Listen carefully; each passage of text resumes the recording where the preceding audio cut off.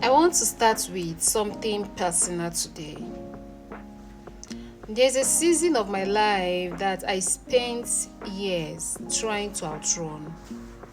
A period where I made choices I'm not proud of. Where I showed up as a version of myself that I barely recognize now. And for a moment or for a long time, even after the season ended, even after things genuinely changed, I carried it with me like a label, like a sentence.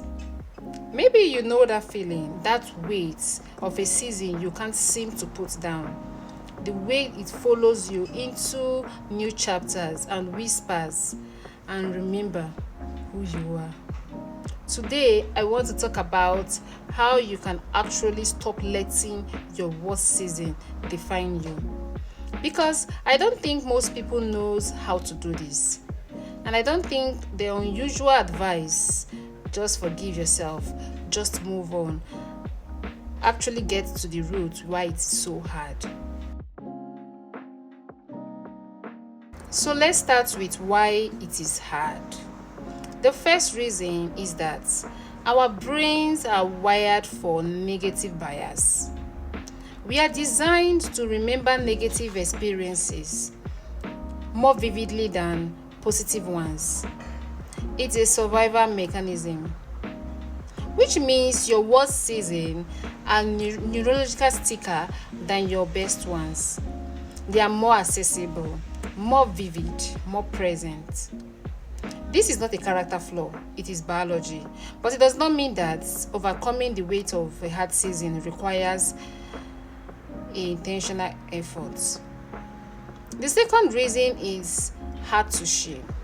And shame is not the same as guilt. Guilt says, I did something bad. Shame says, I am something bad. Guilt can actually be productive. It acknowledges wrongdoing and motivates repair. But shame is corrosive. It convinces you that change is not possible because the problem is not what you did, it's who you are. And shame loves to use your worst season as evidence. See, this is who you really are. But shame is lying. And here is how I know. The fact that you feel shame about that season means you have values that it evaluated. The fact that it bothers you is evidence that you are not what shame says you are. People without conscience don't feel shame. The shame itself is a proof of your capacity for growth. So what actually helps? The first thing is separating the behavior from the identity.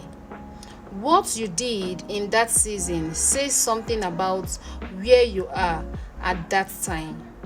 Your resources, your wounds, your understanding. It does not say something permanent about who you are. You did what you knew how to do with what you had. Now you know better. And knowing better means you get to do better. The second thing is telling the story differently. Not minimizing what happened, but contextualizing it, moving it from the foreground of your identity to a chapter in your larger story. The chapter happened. It is real. It had consequences, and it's not the whole story. You are allowed to be a person who went through that and came out changed.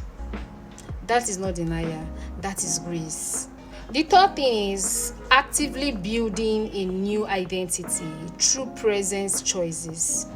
Because identity is not just what happened in the past, it's also what you choose in the present.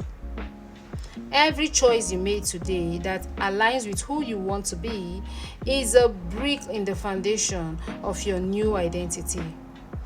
Every boundary you hold, every honest thing you say, everything you showed up differently than you used to, those moments accumulate and eventually they become louder than the old story. The fourth thing, for those of you who have faith, is receiving the truth that you are not condemned by your past. that grace is not theoretical, that the same God who saw your worst season still calls you worthy, still calls you chosen, still says the story is not over. That is not cheap comfort. That is the foundation that makes genuine transformation possible. I want to close with this. You are not your worst season. You are not the version of yourself that showed up in a survivor mode. You are not the mistakes. You are not the failures. You are a person in the process of becoming. And that becoming includes the hard chapters. It does not end with them. The worst season of your life produces something: empathy, wisdom, resilience, a depth of understanding that you could not have developed any other way. That is not nothing. That is actually everything. Drop becoming in the comments if you are ready to stop letting your worst season define your moments. And share this with someone who needs to know that their story is not over. I will see you in the next one. Please don't forget to like and subscribe to our YouTube channel.